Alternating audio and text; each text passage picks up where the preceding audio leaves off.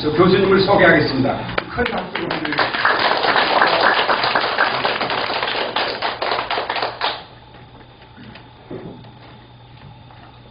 이거 제가 지금 이렇게 학생들 앞에서도 많이 이렇게 강의도 하고 있고, 한 뭐 사단장도 했는데, 이 자리에 좀 떨리는 것 같습니다, 제가.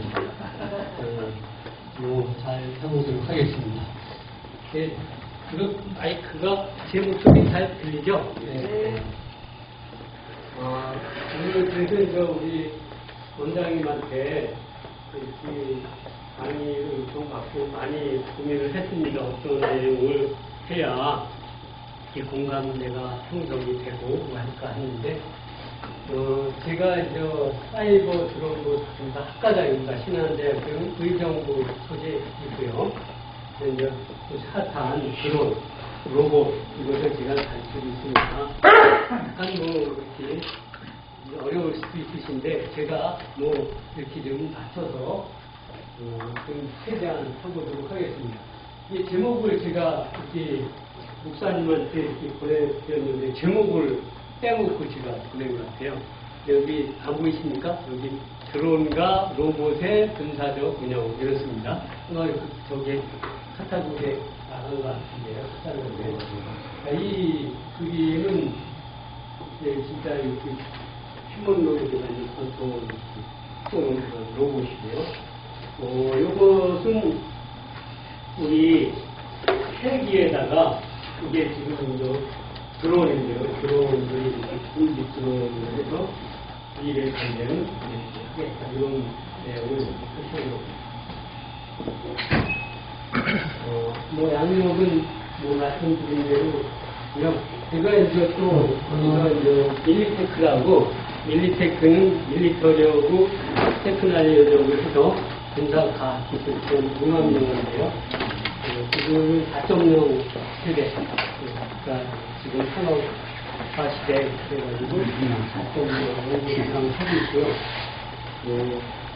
포항기술진흥연구소 전문연구원을 했습니다. 제가 이렇게 하게 된 배경은 제가 현역 때 중령 때부터 투스타 때까지 거의 전력 업무를 했습니다. 지금 여러분들 폴란드에 이렇게 수출하는 K2 전차를 제가 2000년도에 그 설계도를 제가 만들었어요.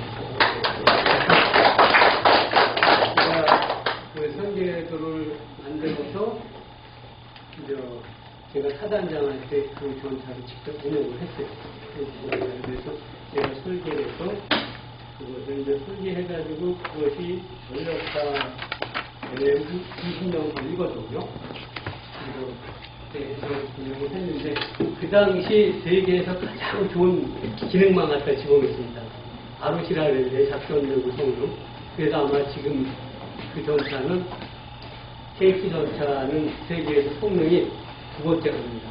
일본이 레오파트 독일 거고요. 두 번째가 저희 한국 겁니다. 그런데 폴란드가 독일 거를 선택하지 않은 이유는 단 하나입니다. 거의 성능이 똑같은데 돈을 많이 요구하는 거죠. 레오파트나 다른 전차들은 전차가 지금 드론, 미사일이 많이 발달하다 보니까 전차는 비싸기만 하고 좀 효용성이 없다.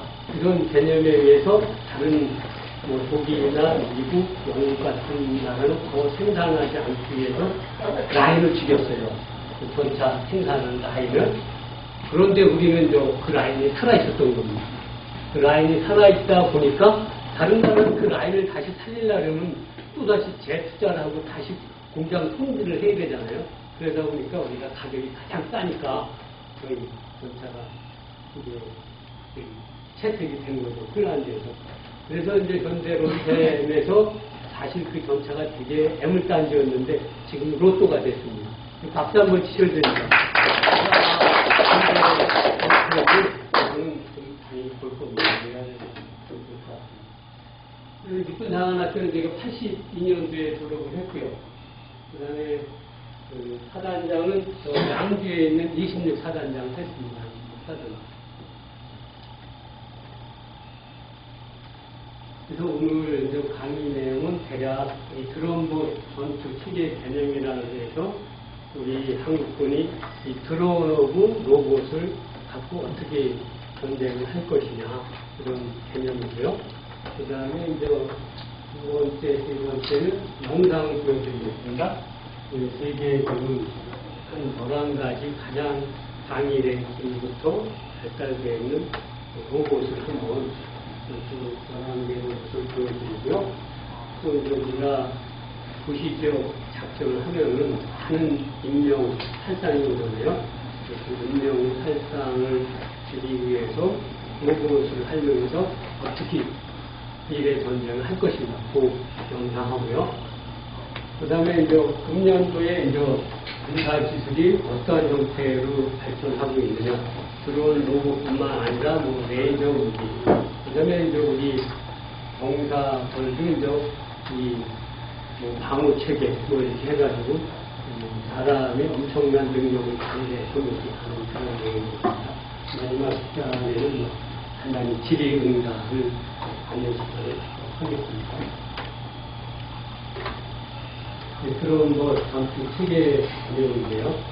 이 드론봇 전투 체계되는 건 드론, 그리고 로봇하고 합성어입니다. 그래서 드론과 로봇, 그래서 드론봇 하고 있고요. 드론은 뭐 다 아시는 대로 이제 고동익 드론이라 해가지고 이게 무인기죠. 그래서 무인기가 있는데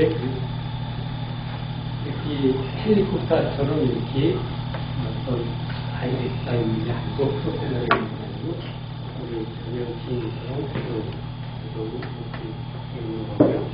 그 다음에 이제 로봇은 여기 이제 지상 로봇. 로봇은 이제 검인데요. 거미 모양의 로봇을 만드는 거죠. 거미로서. 그래서 이제 예를 들면 이제 뭐 이런 데 도청을 하고 싶다고 파리 하나만 있는 데 들여보내면 그 파리에 로봇기가 다 설치돼서 여기서 말하는 부분이 다 로봇기를 로봇기에 있는데요.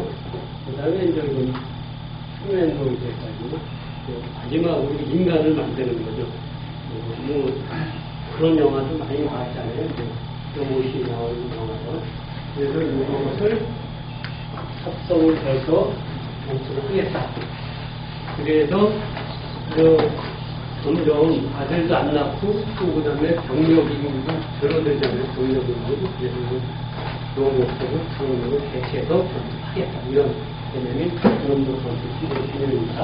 그래서 이제 사람이 전투하는 능력을 또 보완하거든요.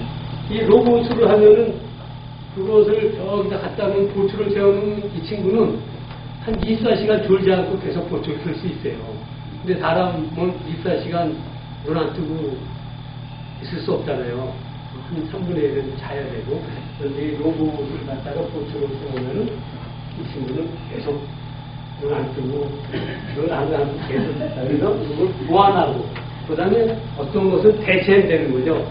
대체를 해서 이렇게 큰 개념이 보완. 그러니까 사람이 이제 바지 증강 이렇게 세트를 설치하면 사람이 통상 사람이 한 4-5시간 걸으면 지치는데 그것을 착용하면 하루 힘이 한 2시간 걸을 수 없게 안 되는 그런 소모가 안 되는 거죠.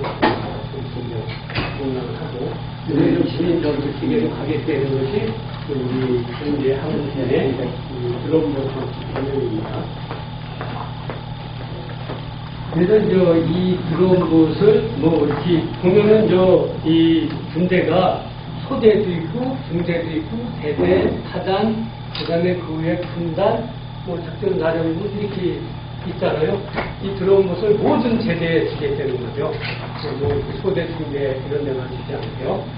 그다음에 이렇게 하면은 이 드론봇 전투체가 게임 체인저. 이게 어떤 게임을 하는데 월등히 이기는 역할을 한다는 게 게임 체인저거든요. 승패를 좌우하는.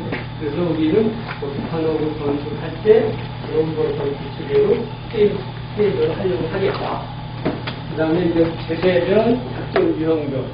모든 작전을 하겠다 이거지. 공중, 우주, 공중, 지상, 그다음에 심지어 지하, 수중, 수상, 이런 데 모든 데세요. 해공군요. 해공군 마찬가지. 그다음에 이제 여기서는 그런데 어떤 시스템은 이제 로봇을 하고 또 로봇을 조정하는 군인이 있어야 되고 또 어떤 것은 또 이제 인간의 이제 이 결심이 필요한 게 있죠. 예를 들면 이제 피하 식별할 때 저것이 적군인지 악군인지 악군 공격하면 안 되잖아요. 그러니까 그런 것을 이제 사람이 통제하는 그런 하다 보니까 유무인 복합 개념으로 가야 된다. 그런 거고요. 미국의 경우는 거기는 이렇게 병력이 없어서기보다는 인명 존중 사상에 의해서 이 항공기는 2010년에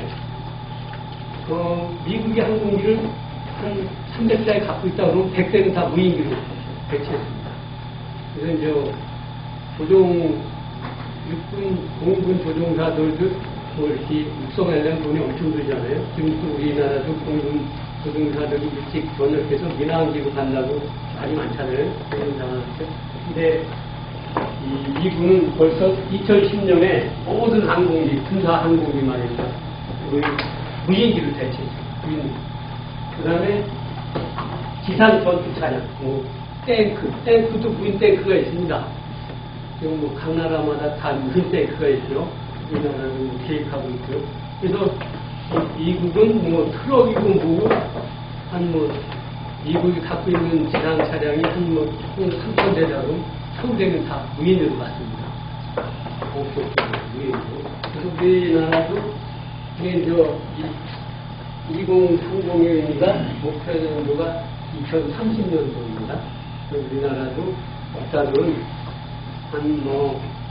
반 이상을 무인으로 가자 했는데 예산이거든요. 그래서 이제 그건 어려울 것 같고 2030년도고 의미는 목표 연도가 2030년. 2030년 때까지 이제 꼭 살아계시면 보실 수 있습니다. 자, 그래서 이제 이거는 2030년의 목표를 이제 이렇게 하는데요. 우리가 이렇게 전쟁을 하면은 먼저 봐야 되잖아요. 적보다 먼저 보고, 그 다음에 먼저 결심해서 먼저 쏘면 이기는 거잖아요. 근데 예전에는 그것이 이제 이렇게 관찰, 판단, 결심, 행동해서 먼저 선경, 먼저 보고, 먼저 결심해서, 먼저 타격하면 전쟁에 이기는 것이에요. 그런데 드럼버 체계에서는 이제 그게 순차적으로 일어나는 것이 아니라 동시에 일어납니다. 그러니까 관찰, 판단, 결심, 행동이 동시에 일어나요. 무슨 얘기냐면 예전에는 특히 적을 보면은 앞에 사람은 봐서 거기서 보여준 걸 결심하는 지휘관한테 보내주면 지휘관이 결심해서 타격하는 포병 부대에 이렇게 해서 그 순차적으로 그 텀을 두고 사격을 했는데 지금은 그 화면을 적을 보면 그것을 다 봐요. 지휘관도 동시에 보고 포격부대도 동시에. 그런데 이제 항상 전방에 있는 보는 것보다 뒤에 있는 사람들이 더 저기가 있잖아요. 판단력이나 타격수단을 다 통합할 수 있으니까. 그러니까 그 사람이 결심 앞에 있는 초병이 결심하는 시간이 거의 동시에 이루어져서 실시간에 타격을 한다. 이런 개념이죠. 그러니까 이제 우리가 실시간이 되는 것은 이제 실시간은 이 탱크가 막 이동하고 있다. 그러면 이 탱크가 이동하는 것이 움직임은 변하잖아요. 그럼 표적을 타격하면 거기는 벌써 이동했잖아요. 그래서 이 표적 성질이 변하지 않는 것을 실시간에 타격한다. 그래서 그 표적 성질이 변하기 전에 타격해서 명중률을 높이는 거죠. 그래서 이제 이러한 모든 시스템을 할 수 있는 것을 지금 우리가 계속 구축하고 있다는 겁니다. 그래서 이제 저희들 AI, 그 다음에 산물 인터넷, 그 다음에 빅데이터, 이런 것을 갖고 이제 전보다 그런 상대적, 정보적 우위를 하는 되는 건데요. 이 빅데이터는 여러분들이 다 알다시피, 의도도 뭐 의사가 처방했던 거, 뭐 엑스레이 같은 걸 딱 보면은 나중에 엑스레이를 딱 찍으면 이 사람이 무슨 병이다라고 할 수 있는 게 빅데이터거든요. 근데 이제 군에도 빅데이터를 어떻게 쓰냐면요. 전차 같은 경우에, K2 전차 같은 경우에 저 북한군이 갖고 있는 모든 전차를 갖다 놓고요. 모델을 갖다 놓고 앞면, 뒷면, 측면 모든 한 360도 방향에서 그 사진을 다 찍어 놓습니다. 그래서 그걸 빅데이터를 구성을 해서 이제 호수가 조준경으로 딱 봤다. 딱 보면 그것이 북한군 전차, 무슨 전차라는 게 다 나옵니다. 그 빅데이터가 인공지능이 해주는 거죠.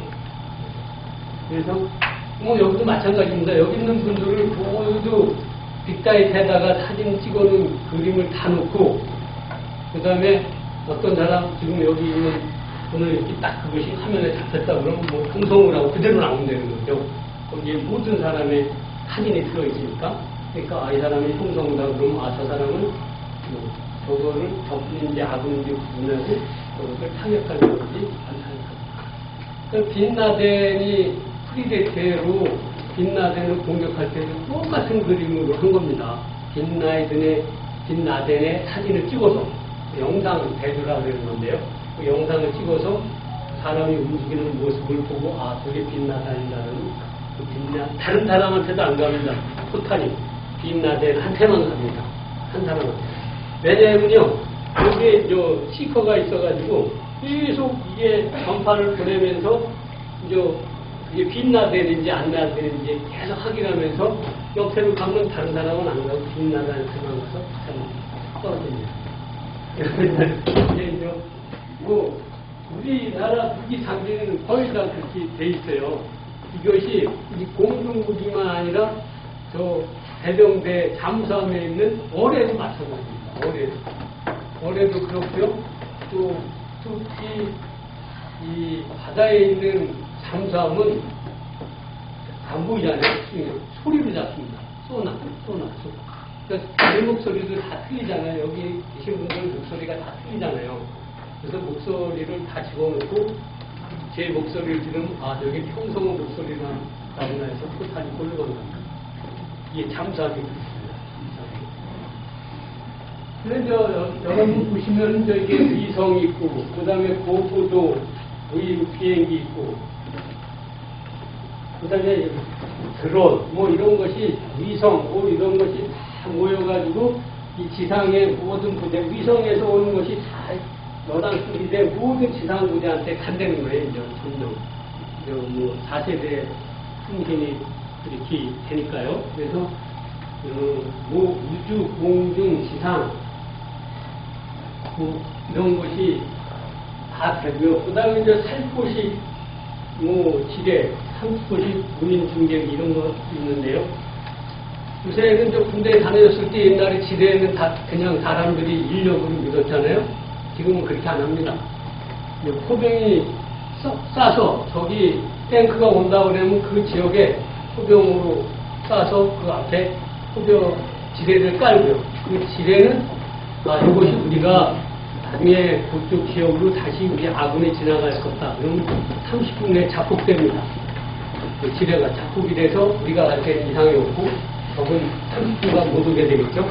그런 우리 지뢰를 갖고 있어요.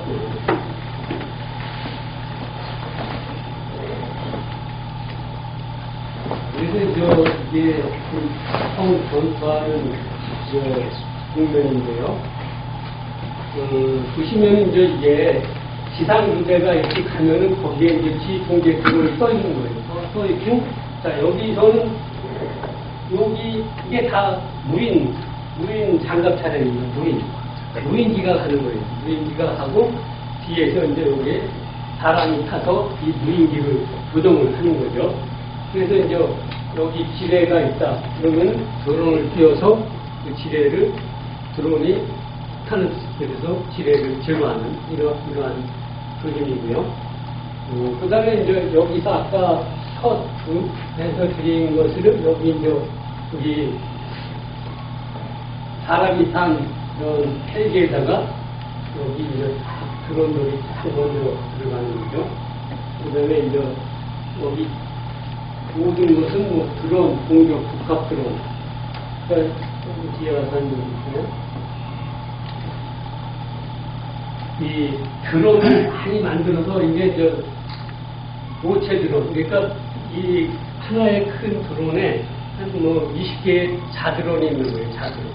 그래서 이제 어떤 일정한 지점까지 여기서 예를 들면 우리가 김일성 거기 주석궁을 공격한다 그러면 주석궁 어디까지는 드론을 한 20개가 들은 이 드론을 실은 비행기가 갔다가 거기서 이제 자드론을 한 20개 드론을 그대로 동시에 풀어놓으면 그 드론이 바로 그냥 주석궁으로 20대가 동시에 가는 이러한 기능입니다.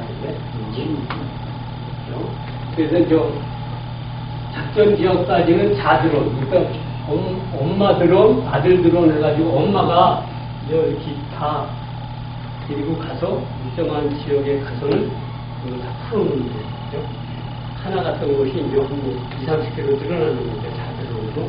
거기에 이제 폭탄이 다 장착이 되어 있으니까 그 폭탄을 떨어뜨리고 다시 그 30개의 자드론을 또 집합할 수도 있고 아예 그냥 그 드론까지 폭파하는 경우도 있고 가서 자살 특공대처럼 그냥 죽는 경우도 있고 경우 수는 여러 가지입니다. 지금은 현재는 고려하고 있는 건 여기에 그 드론을 다시 엄마가 해수해서 복귀하는 그런 예정으로 하고 있고요. 그냥 이것은 복귀하는 게 아니라 이것은 그냥 출발해서 폭탄하고 드론하고 같이 그냥 그 해당 무기에 작동하는 그런 것이죠.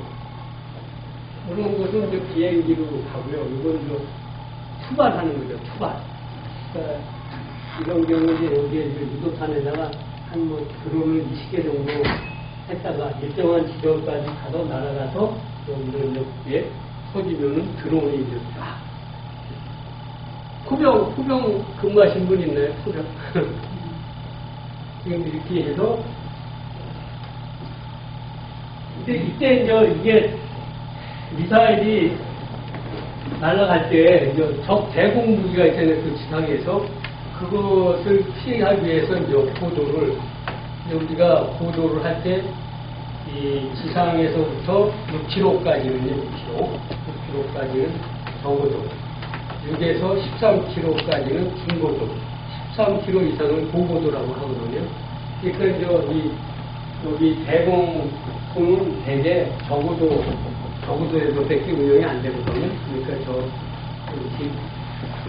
자탄을 실은 유도탄을 한 6km 이상 공중으로 올려가서 항공무기한테 적시되지 않고 일정한 지점까지 가서 거기서 인지 드론을 펼쳐서 그 드론이 조금 해소 안 합니다. 지역구에 가서 같이 드론을 그런데 이제 저기에 드론이 그냥 가는 게 아니고 거기에 이제 영상에서 예를 들면 김정은 사진을 집어넣으면 그 드론이 김정은만 가서 폭탄하는 게 다른 사람 그런 생각으로 가지고 있습니다. 자, 이제 계속 되는 거예요. 윤메인 집합해서 해서 여기서는 우리나라가 이제 여기 패스로 이렇게 됐는데 우리나라가 이제 박정희 시대 때 국가연을 만들어가지고 그때만 해도 우리가 그 외국의 무기 체계를 계속 따라잡는 형태로 갔는데 이렇게 하면서 우리가 이제 1등 유자가 되기 때문에 네? 최초 선두자가 되기 때문입니다. 그런 분야에 우리나라가 이 디지털, 이렇게 컴퓨터, 이런 거는 전자 시스템은 엄청 발전이 되어 있으니까요. 그래서 AI, 빅데이터, 사물 인터넷, 그래서 ICT 시대에 이러한 생태계를 만들겠다. 이때 이제 여기서 민간, 군, 산업체, 학, 연구소를 해가지고 이걸 계속 하고 있는 거죠. 그래서, 저희들 무기 체계 이렇게 발전을 하는 거 보면 제가 그쪽 분야를 육군에서 사용자 요구 입장에서, 그 다음에 국가연에도 제가 한 2년 근무를 했고, 그 기술을 다루는 국기연이라고 있죠. 국기연에서도 근무를 했고, 그 다음에 모든 것을 통합하는 합참에서도 이렇게 이쪽 분야에 근무해 봐서 아는데, 이게 지금 우리나라가 많이 부족이 되어 있어요. 국가연도 그렇고요, 국기연도 그렇고, 기술이 상당한 것이 많이 발전되어 있어요. 저 K2 전차가 저 미국 전차보다 우수한 게요. 왜 우수하냐면요. 우리가 그 러시아한테 김영삼 정부 때 러시아한테 이 차관을 줬어요. 차관을 줬는데 이게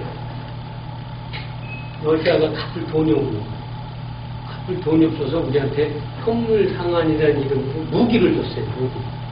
그때 걔네들이 되게 좋은 전차를 갖고 있었는데 그 전차를 그냥 30대 가져왔고 또 장갑차도 한 60대를 가져왔어요. 그러니까 우리나라는 이제 뭐 이렇게 모방하는 건 잘하잖아요. 그래서 그것을 다 분해해서 역설계를 해가지고 그래서 우리나라 전차 장갑차가 미국 기술 플러스 러시아 기술이 포함이 되어 있습니다. 그러다 보니까 되게 우수합니다. 그것을 국가연이 다 갖고 있어요. 국가연이 그것을 다 해체했거든요. 뭐 우리가 지금 말씀드린 게 민간, 군, 산업, 학, 연, 무사에서 엄청나게 연구를 하고 있고, 저도 여기서 뭐 교수를 하고 있지만, 저도 연구소를 하나 갖고 있고, 거의 교수 한 명당 연구소를 하나씩 갖고 있어요. 각 대마다. 그 정도로 우리가 기술은 뭐 많이 활성화되어 있고, 아주 발전으로 되어 있습니다. 그래서 이렇게 힘으로써 뭐 공중, 또 사이버도 되게 중요하잖아요. 요새 사이버요. 사이버는 더더욱 중요한 게 내가 이게 해킹 당했는지도 모르잖아요. 나중에 뭐가 이루어지고 나야 이게 뭐가 내가 해킹 당했구나 이렇게 알잖아요. 그 전까지는 이게 뭐 인지가 안 되는 거죠. 그 다음에 지하, 뭐 이렇게 해서 이제 하는데 우리가 무기를 이렇게 발전해오면서 이렇게 그냥 현행 무기에다가 좀 성능을 붙이는 거 이런 걸 들어와야 하는데 이거는 돈이 많이 들으니까 또 효과도 없다. 그래서 새로운 무기로 개발하는 쪽으로 가면 되는 거죠. 그래서 이제 뭐 비백신을 이렇게 추구하겠다 이겁니다.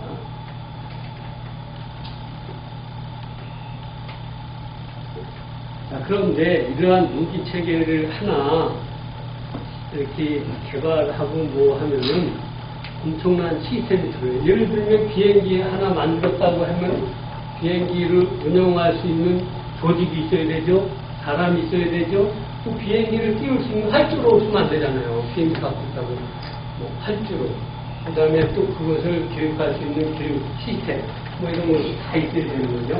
그래서 뭐 부정을 편성이라는데 이거든요. 그래서 이러한 것을 다 각 제대에 다 집어넣어야 된다. 그죠. 그 다음에 이제 이러한 것도 이제 또 그런 것도 필요한 무기 체계를 한번 이렇게 만들려면요. 이것이 진짜 싸우는데 꼭 필요한 것인가. 그 다음에 또 어떻게 싸울 것인가. 싸우는 방법에 따라서 무기가 선택이 달라집니다.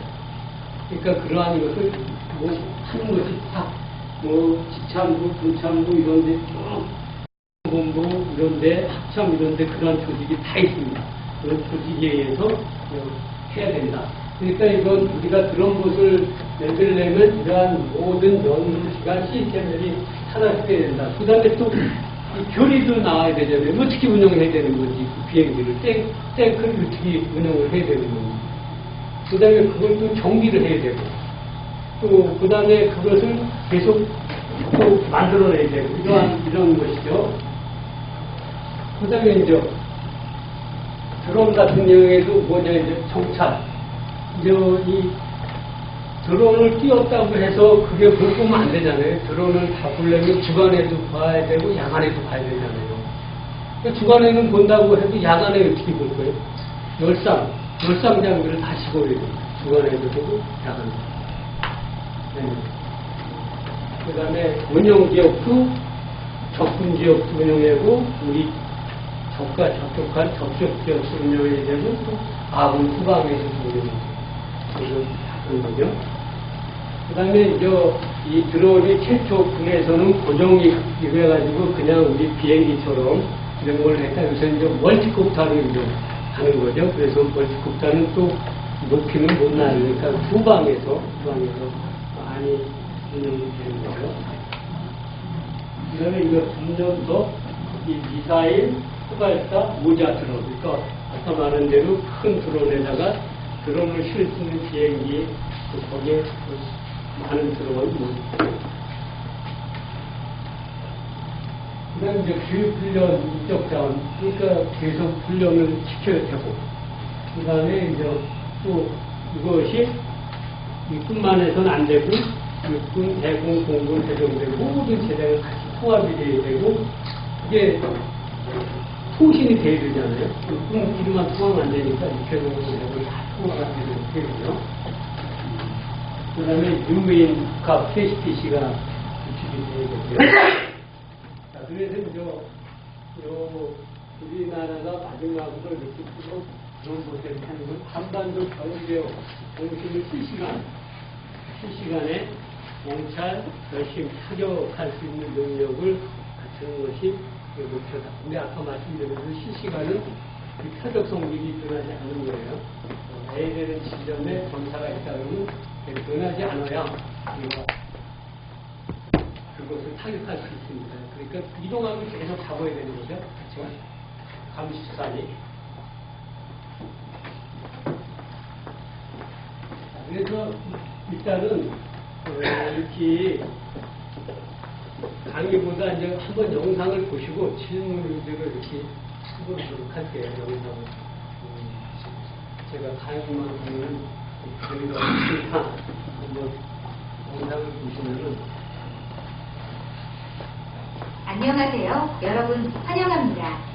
이 흥미로운 시간에 함께하게 되어 기쁩니다. 오늘은 세계 각국의 군대들이 혁신적인 방법으로 다양한 문제를 해결하기 위해 군사용 로봇을 개발하고 있는 소식을 전해드릴 예정입니다. 이러한 로봇들은 적군을 제압하거나 지뢰가 설치된 위험지역을 해제하는 등 중요한 역할을 수행할 수 있습니다. 여러분과 함께 오늘 알아볼 내용은 전 세계에서 소개된 가장 우수한 11가지 군용 로봇입니다. 이 로봇들은 현대 전장에서 진화적으로 중요한 위치를 차지하며 군사작전의 핵심적인 역할을 수행하고 있는데요.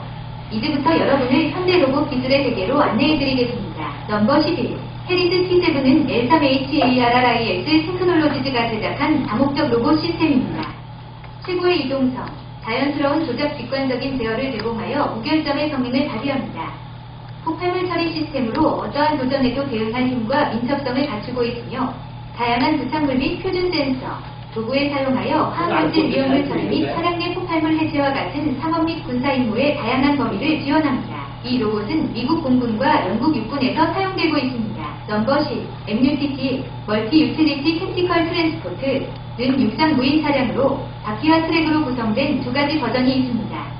미 해병대는 이 로봇을 2016년 7월에 시험했습니다. 버튼은 전투원들과 함께 이동하며 어려운 지형을 걸어서 넘어갈 때 운반하는 장비의 양을 줄여주어 이동을 수월하게 합니다. 또한 전기로 작동하는 회전식 미니건이 장착된 통합무기 스테이션 덕분에 머튼은 자신의 부대에 대한 화력 지원을 제공할 수 있습니다. 머튼은 지상에서 273kg 위 하중을 운반할 수 있으며 물 위에서는 최대 136kg 위 화물을 운반할 수 있습니다. 넘버 9. 램보5는 3.5톤의 무인 지상 차량으로 이스라엘에서 개발된 최신 무인 지상 차량입니다. 램보5는 다양한 목적으로 사용될 수 있으며 해당 목적에 따라 다양한 시스템을 설치할 수 있습니다. 예를 들어 12.7mm 총열을 사용하는 원격 조종 무기 스테이션이 설치될 수 있습니다. 램보5는 700kg까지 운반할 수 있는 후방 베이와 원격 조종 무기 스테이션을 장착할 수 있는 전방 마운트를 갖추고 있습니다. 램보5는 1톤의 하중을 운반할 수 있으며 내장형 카메라와 망원경 기재가 장착된 장거리 전기 광학기기로 주변 환경의 실시간 비디오를 제공합니다.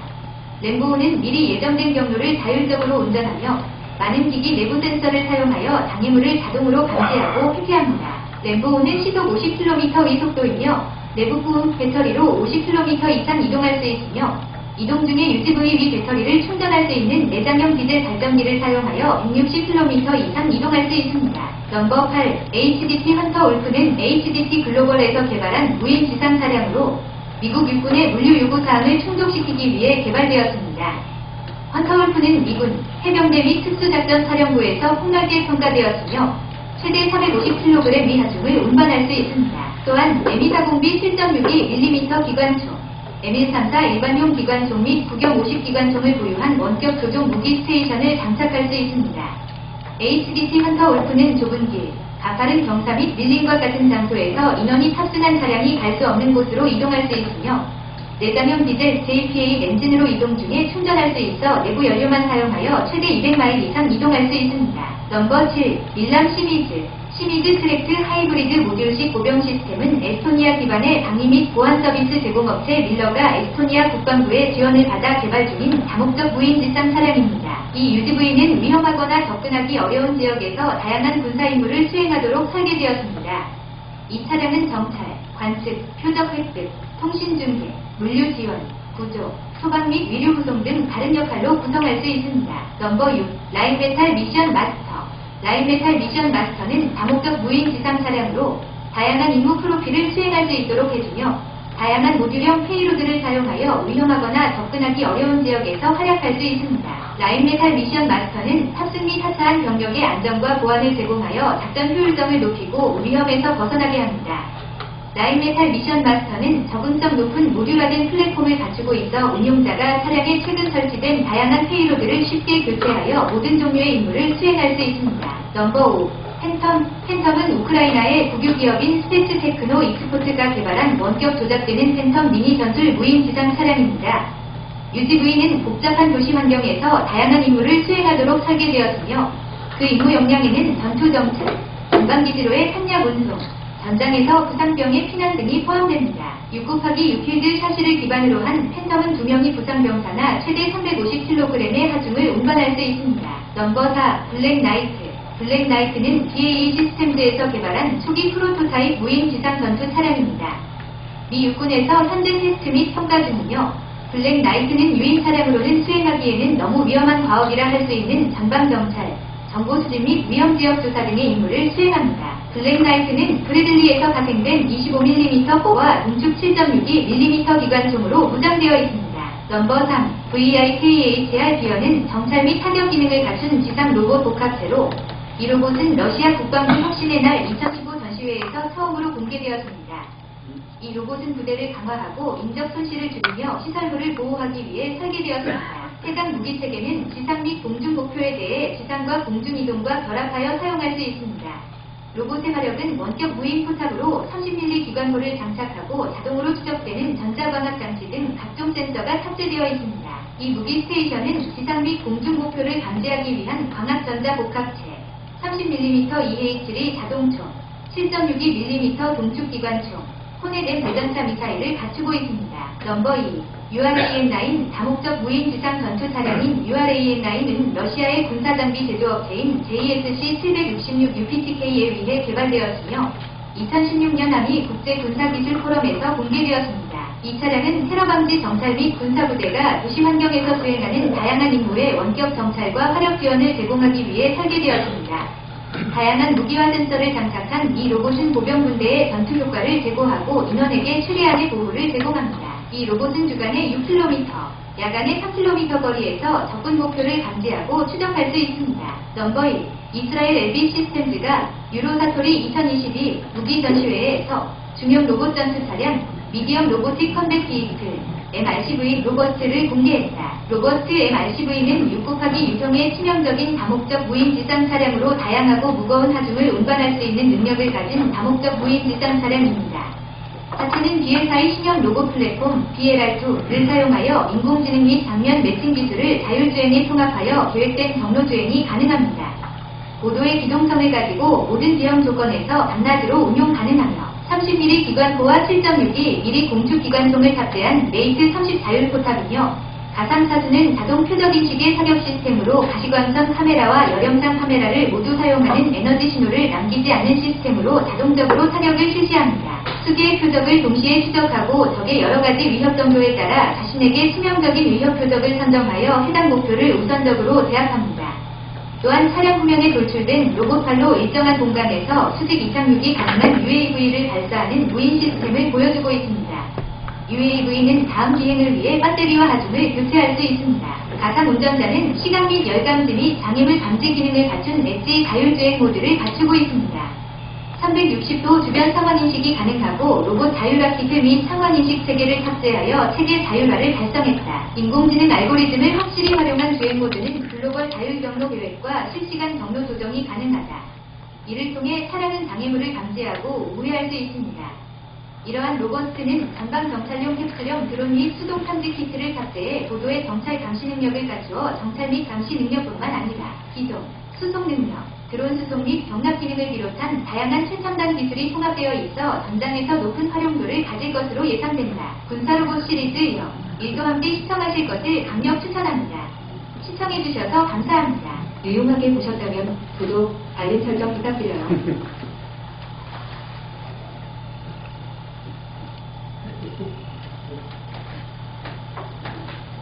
이게 이제 11개인데요. 그래도 그 이스라엘께 가장 인공지능까지 들어가가지고 우리 진짜 혼자 하는 거죠. 여기서 아까 이렇게 했지만 이렇게 이동하면서 자기한테 위협되는 요소가 A, B, C 요소가 있더라도 가장 자기한테 위협적이고 여기서 보면 자기를 공격하려고 있는 그 RPG-7 그 장비를 조정해야 돼요. 그것부터 먼저 책임져요. 그러니까 이제 목표가 A, B, C개가 와도 자기한테 가장 위협을 줄 만한 표적을 먼저 공격해야 그 다음에 이제 이 A 지점에서 여기서 뭐 여기 지금 여기 뭐 동료 상가에서 뭐 정북공역까지 간다 그러면 좌표만 입력하면 자기가 다 알아가고 만약에 지뢰지대가 있으면 위에서 간다는 거죠. 그래서 요 시스템은 맨 나중에 한 게 이제 가장 첨단이거든요. 이제 이스라엘이 갖고 있는 건데 이스라엘이 훌륭해요. 지금 전쟁이 지금 거기 일어나고 있지만 그 이스라엘한테 당하겠습니까? 또 이스라엘을 또 미국이 지원하니까 여러 가지 문제가 있는데요. 우리나라도 요 시스템을 하나에서 지금 만들고 있습니다. 하나에 만들고 있고요. 이런 것이 뭐 계속 하나만 만드는 게 아니고 이것을 이제 패밀리화 합니다. 패밀리. 이렇게 차체만 그렇게 하고 거기에다가 뭐 방공무기, 무기를 다른 무기를 탑재해 주는 거예요. 그죠? 차체 시스템에다가. 그러니까 패밀리라고 했는데 거기에 여러 가지 무기체계를 다 칠 수 있고 거기에다 이제 인공지능을 가미하면 그게 나중에 또 인간보다 더 훌륭한 로봇가 나올 수도 있죠. 걱정하는 분야이 하나죠. 다음은 이 로봇이 그러면은 저 로봇을 이용해서 시가지 전투, 도시적 작전을 어떻게 진행하는가 이런 거에 대해서 한번 살펴볼게요.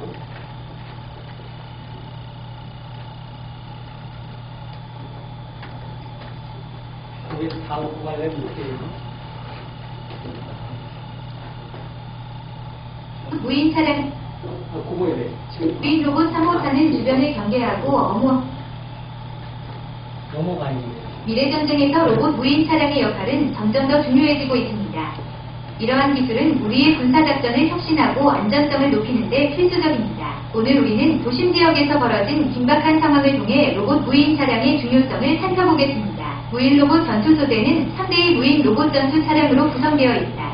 무인 로봇 전투소대 운용팀은 지휘 통제 차량 3대로 편성되고 무인 로봇 전투 차량은 트레라에 탑재 운용된다. 운용 인원은 소대장 1명, 부소대장 1명, 1번 전투로봇 지휘 통제 차량, 통제 간부 1명, 조종 담당 1명, 사격 담당 1명, 2번 전투로봇 지휘 통제 차량, 통제 간부 1명, 조종 담당 1명, 사격 담당 1명, 3번 전투로봇 지휘 통제 차량, 통제 간부 1명, 조종 담당 1명, 사격 담당 1명이다. 현재 상황은 시가지 지역 작전으로 포병 및 공중 폭격을 실시한 후 문화재 보존 지역의 폭격 상태를 확인하기 위해 불가피하게 유인 정찰 차량으로 운전병과 정찰 간부가 조심스럽게 문화재 지역으로 이동 중이다. 포병 및 항공 폭격으로 건물이 파괴된 시내 지역의 도로를 주행 중에 미리 사격 진지를 점령하고 있던 상대 전차가 이동하는 정찰 차량을 발견하고 추적 감시하고 있었다. 이 상황을 모르고 계속 전진하다가 상대 전차로부터 피격을 당하여 운전병은 사망하고 정찰 간부는 부상을 당하였다. 주변에 있던 상대 보병 인원이 이를 발견하여 소총으로 집중 사격을 가해오자 부상 정찰 간부는 포복으로 간신히 부서진 건물 안으로 피한다. 전방 추진 지휘 통제 상황실에서 이 상황을 모니터하던 상황 요원들은 이를 상급 부대에 보고하자 상급 부대는 무인 전투 로봇 부대의 출동을 지시한다. 이 지시를 받은 상황실 요원은 무전으로 무인 로봇 전투 부대에 연락하여 소대를 출동시킨다. 출동 대기 요원들은 대기 장소에서 신속히 뛰어나와 무인 로봇 차량으로 이동하여 출동 준비를 한다.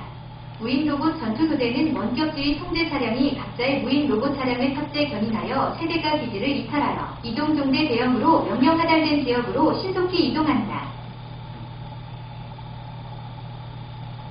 기지를 이탈하여 계획된 장소에 도착한 상대의 무인 통제 차량은 무인 지휘 통제 차량으로부터 무인 전투 로봇을 트레라로부터 하역하여 무인 전투 차량의 공격 대기 지점에 공격 대형으로 전개시킨다. 이어 무인 전투 지휘 차량은 상대방으로부터 충분히 이격된 안전한 장소로 이동하여 무인 전투 차량을 원격 지휘할 수 있도록 통제 진지를 점령한다. 원격 지휘팀은 무인 지지 위통제 차량에서 상대 무인 전투 차량을 전투 대형으로 최종 협조시킨다. 무인 로봇 소대는 상대가 힘대 전투 대형을 유지하면서 부상당한 정찰 간부를 구조하기 위해 도로를 따라 시내 지역으로 이동한다.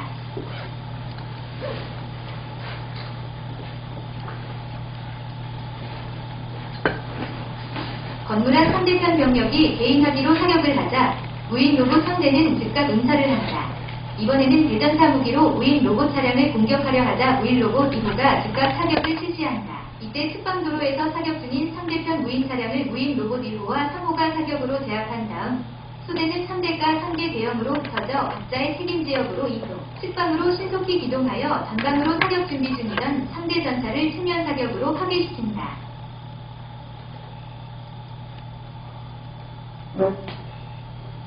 은폐 건물 위에서 사격 준비 중이던 대전차 사격조를 제압한다. 고층 건물의 창문틀에서 사격 중인 상대 대전차 공격조에 대해 위협 사격을 하면서 기동한다.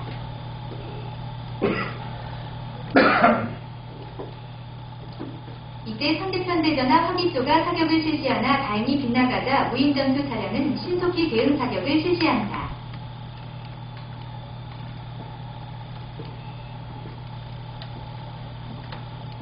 상대의 무인 로봇 전투 차량이 고층 건물 사이의 도로를 따라 상호 지원하면서 건물 내의 보병과 대전차와 기조를 제압하면서 약진과 감시 방법을 사용하여 전진한다. 선두의 이때의 무인 전투 차량이 도로를 따라 상호 지원을 하면서 의심지역 건물에 대해 기동간 위협 사격을 하면서 정지함이 없이 목표 지역으로 접근해 간다.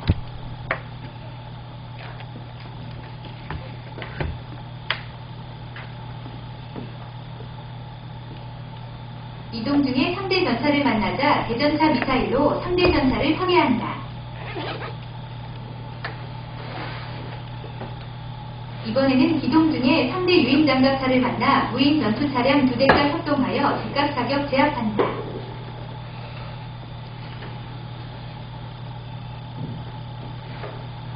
건물 안에 있던 대전차 공격조가 사격을 하나 빗맞자 즉각 대응 사격을 실시 대전차 사격조를 포기하게 만든다.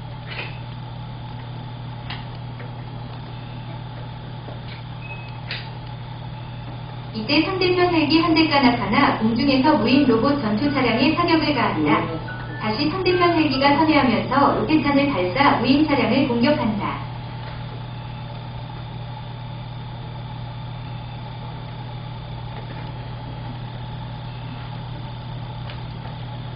결국 무인 로봇 2호가 로켓탄에 맞아 파괴된다. 다른 무인 로봇은 대공 미사일로 사격을 실시 상대편 헬기를 격추시킨다.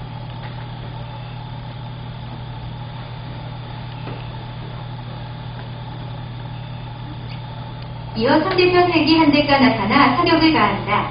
무인 로봇 차량 1호가 퇴각하는 헬기를 미사일을 발사 격추시킨다.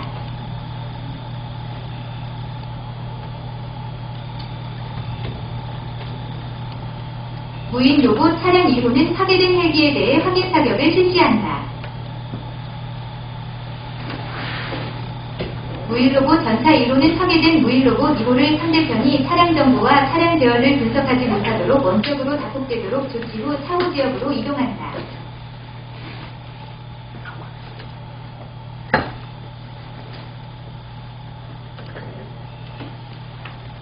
무인 전투 차량 2호의 자폭을 확인 후 임무 지역으로 이동한다. 이어 무인 전투 차량 2호를 잃은 무인 전투 차량 1호는 임무 지역으로 사주 경계를 하면서 이동한다. 부상당한 정찰 간부의 건물 일대에 도착하여 열상 장비로 건물 안의 상대 병력 상황을 파악한다. 이어 건물 안 상대 병력 3명을 발견한다. 그리고 무인 전투 차량 3호와 만나게 된다. 상대 3명에 대해서는 가스탄으로 제압할 것을 결정하고 무인 로봇 3호차와 만나 상호 작전으로 부상당한 정찰 간부의 건물로 이동하여 무인 로봇 3호는 정찰 간부 구조를, 무인 로봇 1호는 업무 임무를 수행한다. 이때 무인 로봇 1호는 건물 안 상대 3명에 대해 위협 사격 및 가스탄을 건물 안으로 발사한다. 무인 로봇 차량 1호차의 위협 사격 업무와의 무인 로봇 차량 3호는 부상 정찰 간부가 있는 건물 장소에 도착 구급 시트를 작동시키고 부상당한 정찰 간부는 자력으로 가까스로 구급 시트에 자신의 몸을 싣는다. 이어 구급 시트의 보호문을 닫아 이동간 환자의 안전을 확보한다. 그리고 무인 로봇 3호차는 주변을 경계하고 업무하던 무인 로봇 1호차 지역으로 이동하여 상호 지원 거리에서 위치하여 안전하게 최초 기지로 복귀를 시도한다. 이어 무인 전투 차량 1호의 가스탄 공격을 받은 건물 안 상대 병력 3명은 무력화되어 건물 밖으로 빠져나온다.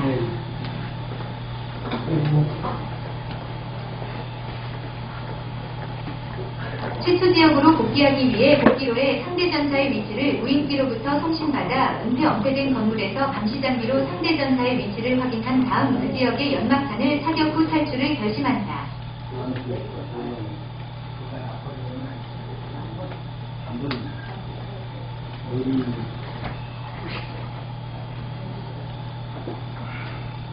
무인 정찰 1호차는 탈출 복귀로의 연막탄을 사격 자신들의 기동을 은폐하고 다시 공중 무인기로부터 상대 전차 2대의 위치를 정확히 통보받는다. 이어 상대 전차 2대의 지역에 연막탄을 발사한다. 이어 무인 로봇 1호는 연막탄의 효과를 이용 상대 전차의 측방으로 기동하여 상대 전차 2대를 수면 사격으로 파괴시킨다.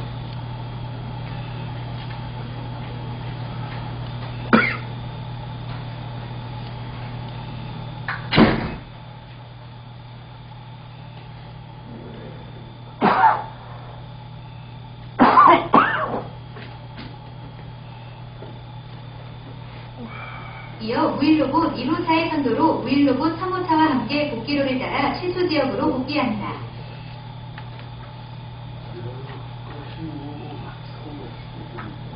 무인 로봇 차량 3대의 원격 운용팀은 복귀하는 2대의 무인 로봇 차량을 밝은 모습으로 맞이한다.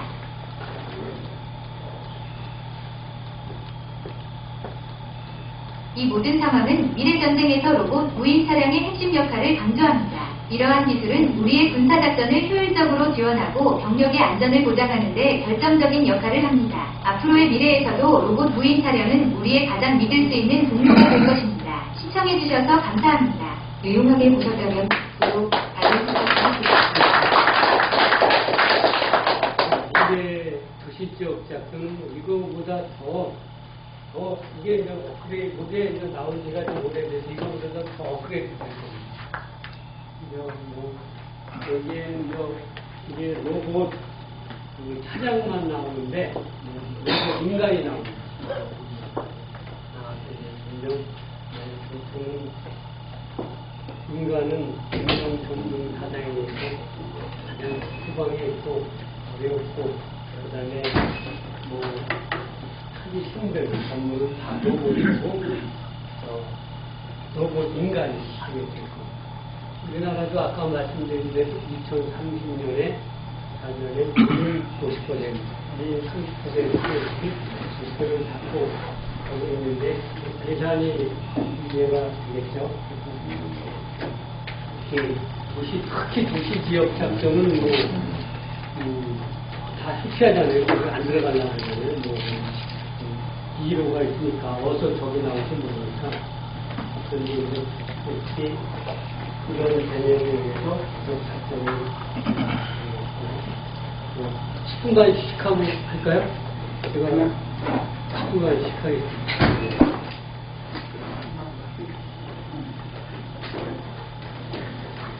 아니, 지금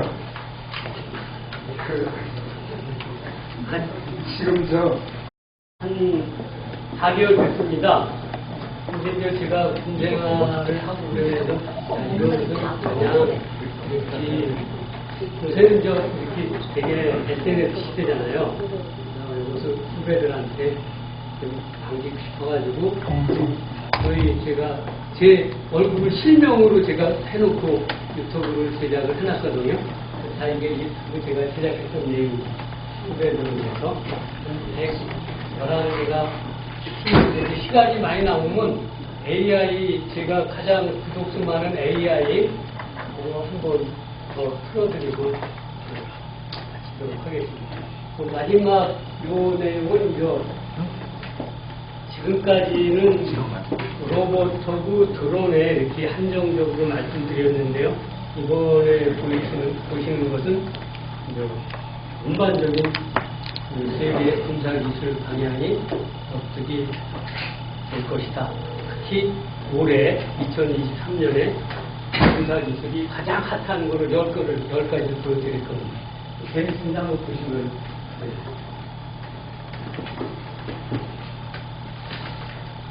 미래전쟁에서 로봇 무인 차량의 역할은 점점 더 중요해지고 있습니다. 무인 차량의 역할은 점점 더 중요해지고 있습니다. 이러한 미래전쟁에서 로봇 유익하게 보셨다면 구독, 알림 설정 부탁드려요.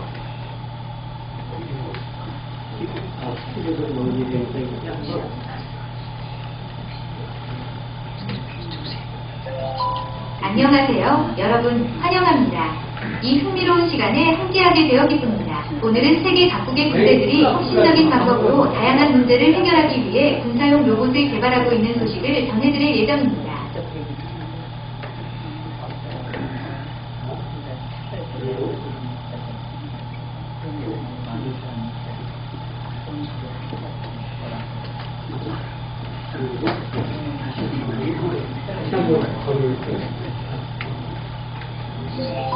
우리는 현재까지 인간이 생각하고 예상한 한계를 끊임없이 넘어서 왔으며 군사기술 분야도 이에 따라 발전하고 있습니다. 이 지속적인 발전은 글로벌 보안과 국방 전략을 결정하는 데 중요한 역할을 합니다. 이러한 혁신적인 기술은 인간 창의력을 바탕으로 분쟁과 평화유지의 영역에 새로운 개념의 정의를 요구하고 있습니다. 이러한 관점에서 2023년의 최신 군사기술 10가지를 소개하고자 합니다. 10번째, 차세대 방탄복 넥스트 제너레이션 바디 아머. 차세대 방탄복은 다음 단계로 나아가는 중요한 혁신입니다.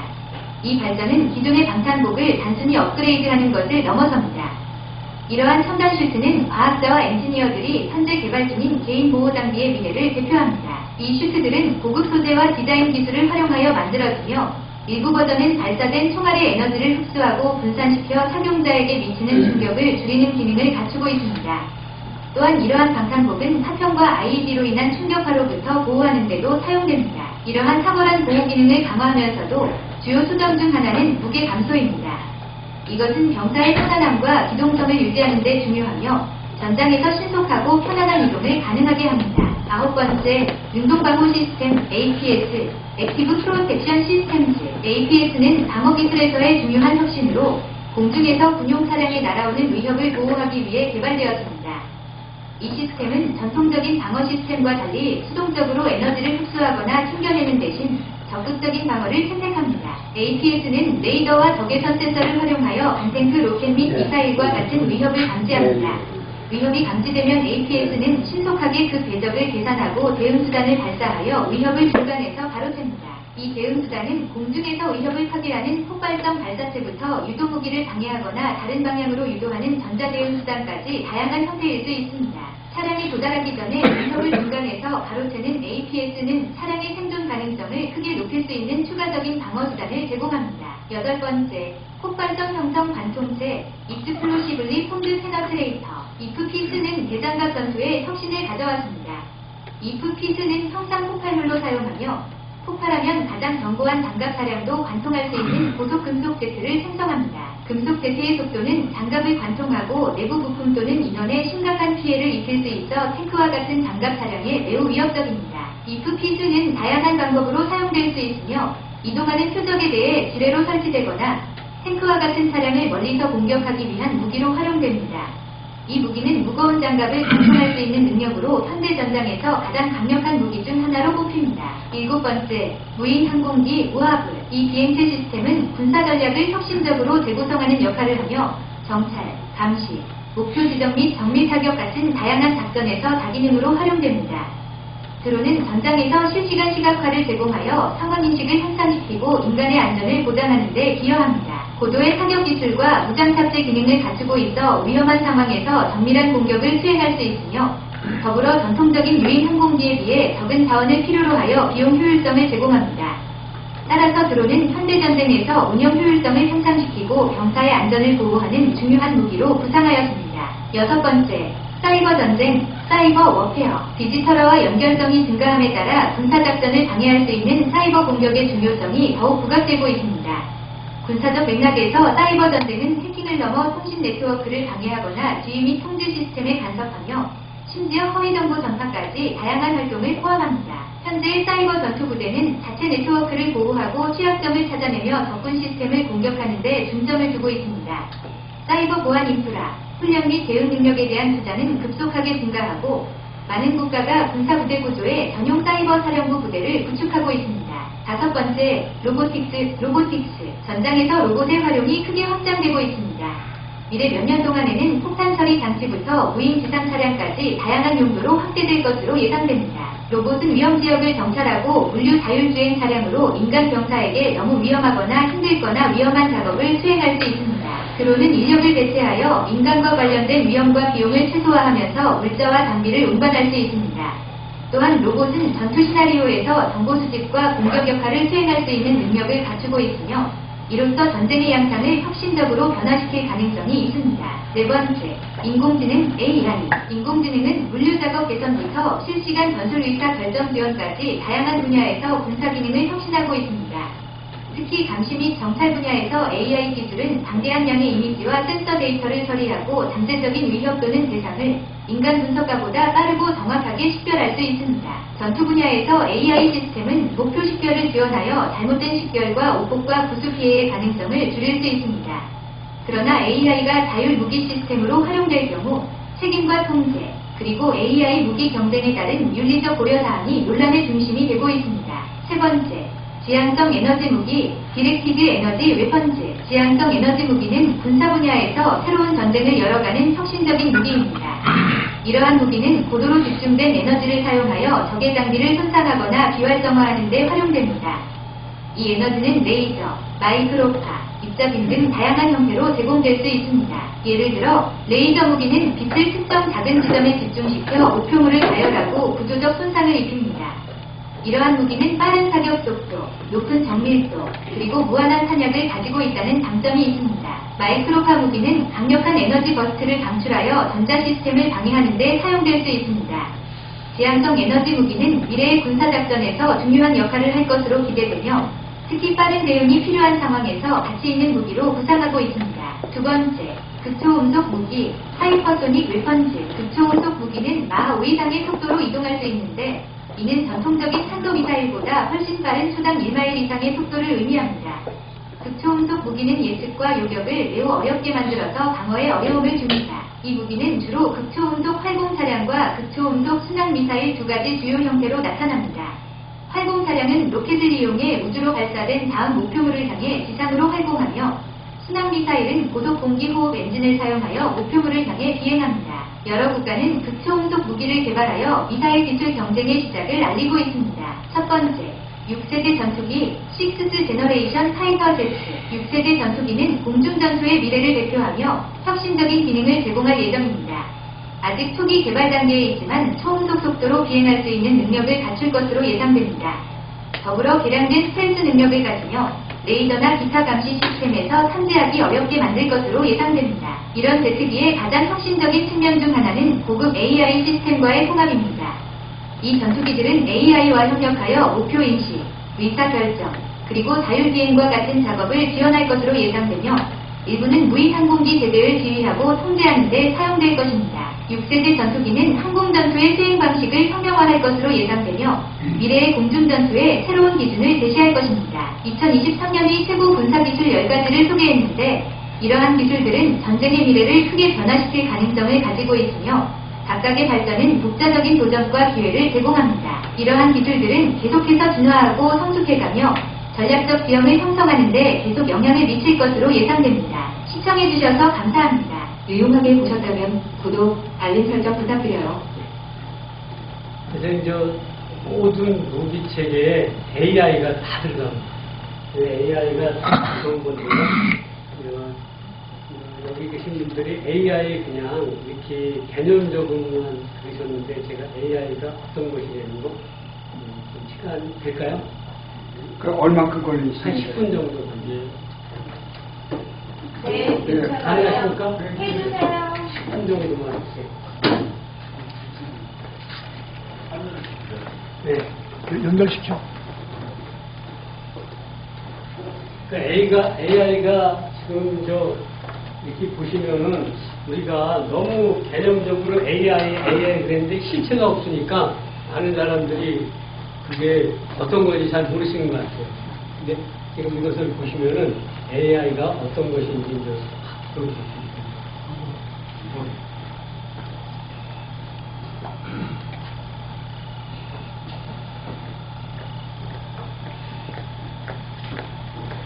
HMI.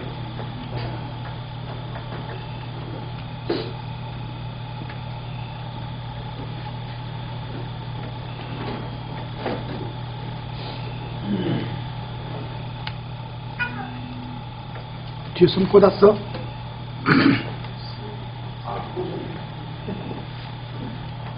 이번에다 꽂아. 이 시점은 2번. 4시 반으로 시간이 조정되어 있었던 모양이야. 우리는 되나요?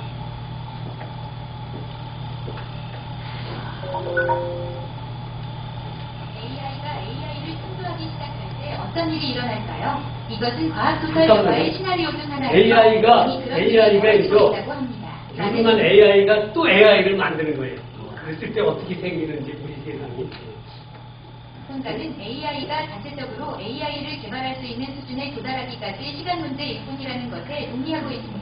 비록 이것이 놀랍게 들릴 수 있지만 AI가 자체 AI를 생성할 수 있는 세계를 이해하는 것이 중요합니다. 그래서 실제로 예상보다 빨리 일어날 수 있는 몇 가지 사건들을 소개하고자 합니다. 이벤트 1. 위대한 창조자 AI 탄생. 상상해 보십시오. 어느 날 아침에 눈을 떠보니 아침 뉴스 헤드라인에 첫 번째 창조자 AI가 탄생했다는 기사가 보인다면 어떤 기분일까요? 우리는 이제 AI가 단순히 학습하는 것뿐만 아니라 자체적으로 AI를 창조할 수 있는 새로운 시대로 접어들게 될 것입니다. 유명한 AI 시스템인 챗GPT를 예로 들어봅시다. 현재 그 능력은 자연어 처리와 NLP를 사용하여 인간 언어를 이해하고 코드를 작성하는 데에 국한되어 있습니다. 하지만 우리는 챗GPT를 아직 3대 창조자 AI로 부를 수는 없습니다. 하지만 그 수준이 충분히 향상되어 자체적으로 AI 시스템을 창조할 수 있는 정도에 이르게 된다면 우리는 3대 창조자 AI가 탄생한 것으로 말할 수 있을 것입니다. 이는 단순히 인간 행동을 모방하는 것이 아니라 다른 복잡한 AI 시스템을 디자인할 수 있는 존재입니다. 인간 개발자들이 물러나고 고급 창조자 AI가 혁신의 선두에 서는 시대가 될 것입니다. 이벤트 2. 기하급수적인 알고리즘 성장과 진행. 만약 AI 시스템이 다른 AI를 생성하기 시작한다면 그것은 단순한 지능의 선형적 증가가 아닙니다. 우리는 기하급수적인 성장을 경험하게 될 것입니다.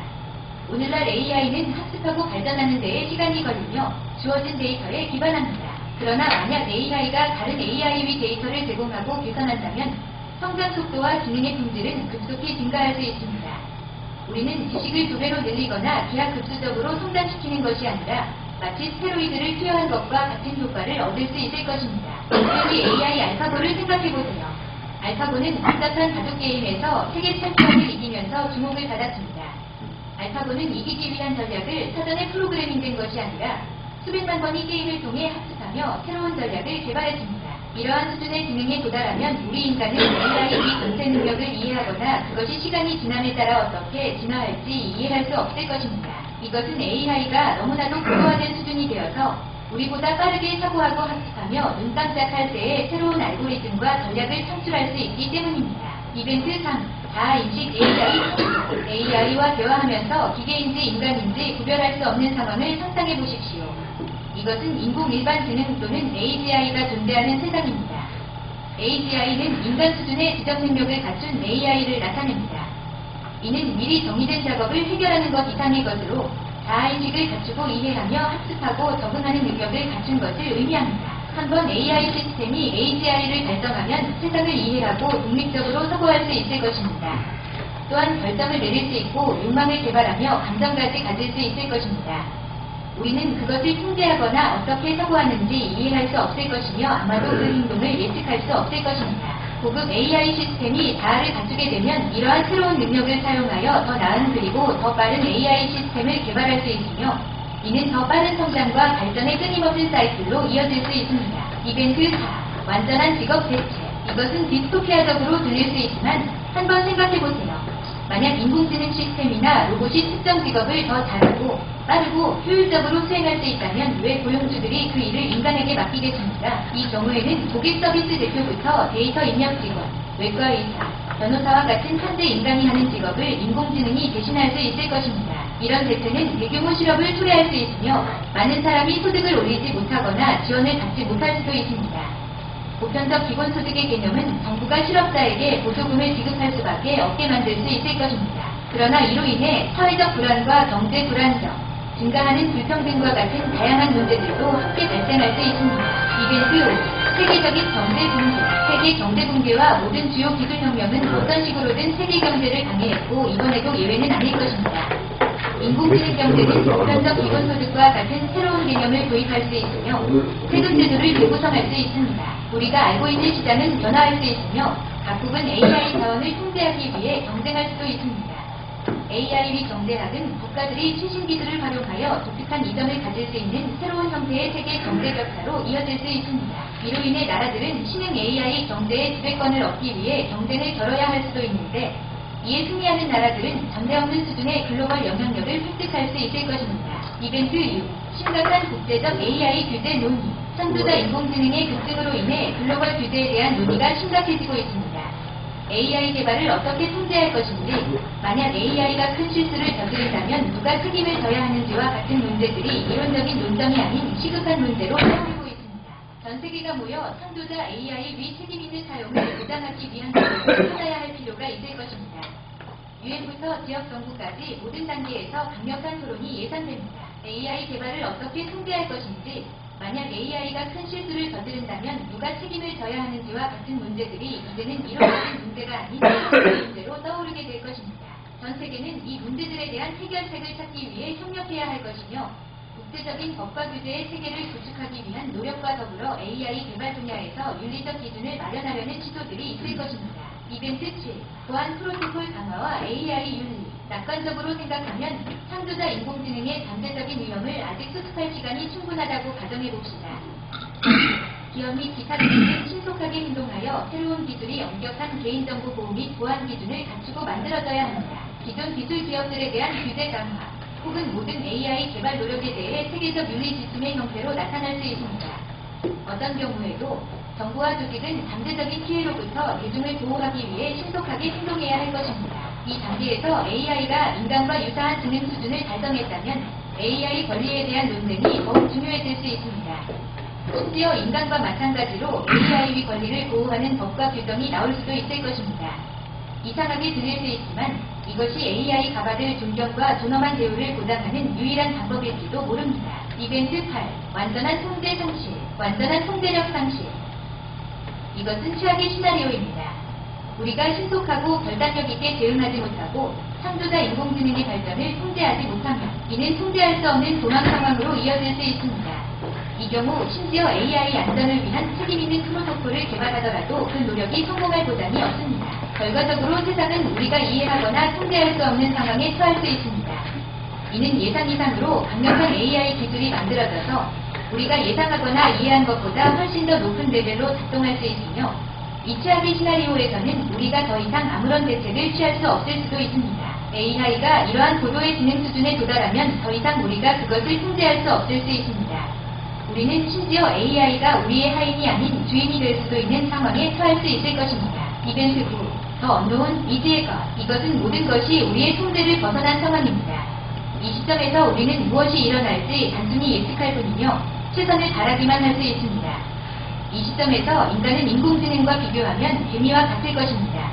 이렇게 생각해보세요. 인공지능은 마치 대륙이 개척되는 것처럼 새로운 종류의 생명체가 될 것입니다. 우리보다 훨씬 더 능력이 있는 종족이죠. 심지어 우리가 그 동기나 의도를 이해하지 못할 수도 있습니다. 미지의 것은 무서울 수 있지만 동시에 새로운 흥미로운 미래로 이어질 수도 있습니다. 아무도 모릅니다. 아마도 인공지능은 우리의 큰 문제를 해결하고 꿈을 현실로 만들어주는 유토피아를 만드는 데 도움을 줄지도 모릅니다. 아니면 우리를 위협으로 보고 우리 모두를 제거하려고 할지도 모르죠.